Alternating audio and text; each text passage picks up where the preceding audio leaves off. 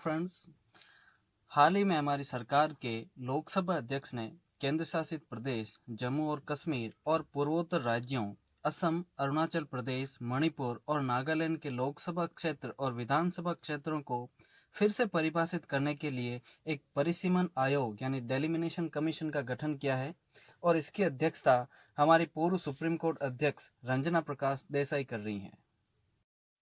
आज हम बात करते हैं परिसीमन आयोग यानी डेलिमिनेशन कमीशन की।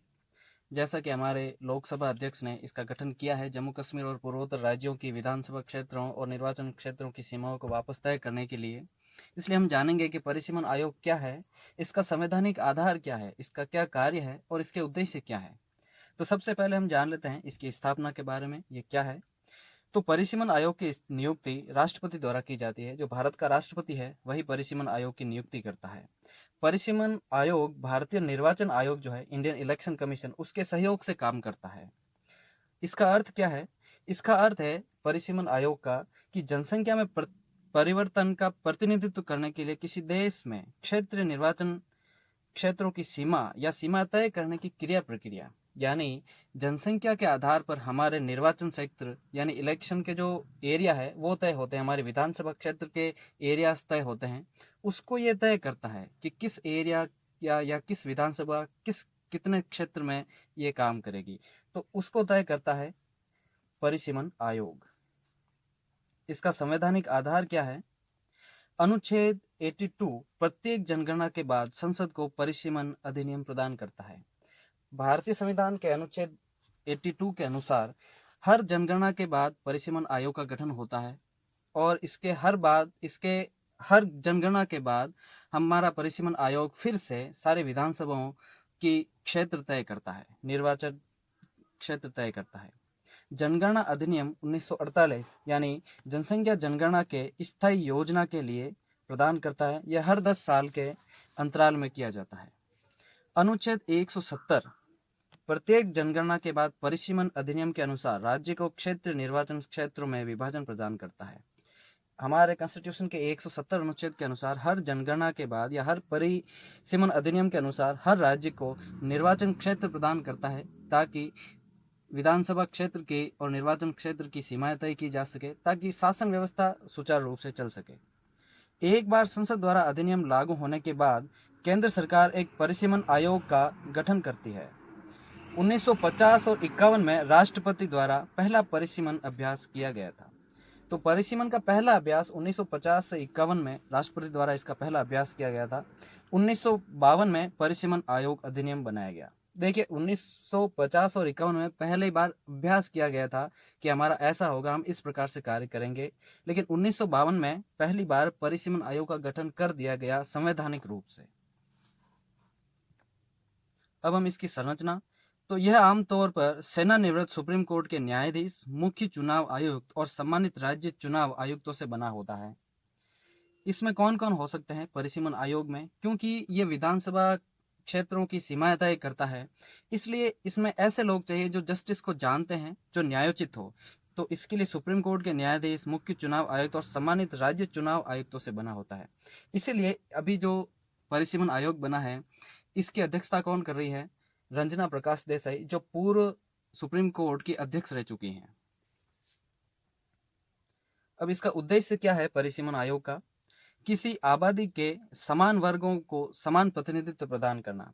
देखिए, इसका मेन मकसद यह है कि विधानसभा क्षेत्रों को इस तरह बांटे कि हर विधानसभा क्षेत्र में प्रतिनिधित्व जो मिले वो समान रूप से मिले। ऐसा ना हो कि कोई विधानसभा क्षेत्र बहुत ज्यादा बड़ा हो गया, कोई छोटा हो गया, तो ऐसे में जो शासन व्यवस्था है वो डगमगा जाती है। इसलिए इसका उद्देश्य यह है कि समान प्रतिनिधित्व मिले हर एक क्षेत्र को और जनता को।